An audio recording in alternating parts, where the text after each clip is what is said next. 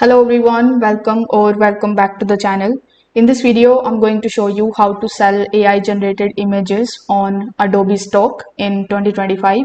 So if you are using tools like Midjourney, Leonardo AI or DALL-E, this guide will help you list your work the right way and get approved to start earning. So first of all, we will just create and download our images that we need to upload at Adobe Stock. First of all, you need to come at Leonardo AI and log in into your account. Then click on the launch app option in the top right hand corner of the screen. Over here, click on the image generation option, and here you need to provide your prompt in the top and generate an image.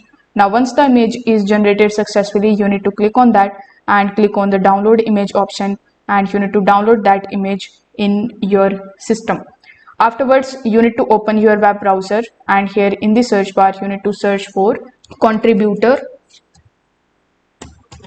Adobe Stock. Now, once you search for this query, you will find the first link with Adobe Stock contributor. So you need to click on it.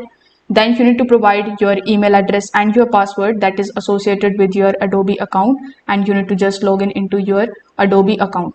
Now, once you're successfully logged in, your dashboard will look something like this. Here you will see all of your revenue that you have generated by uploading your images. But first we need to upload our images and create a portfolio. So click on the upload option in the top right hand corner of the screen and click on the drag and drop files from browser.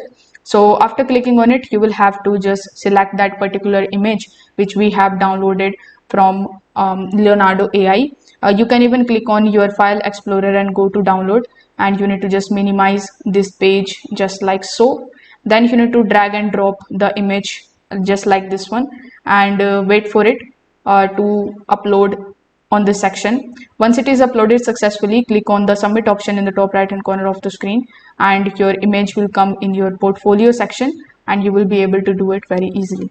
If this video helped you out, consider subscribing to the channel and liking the video. Thanks for watching.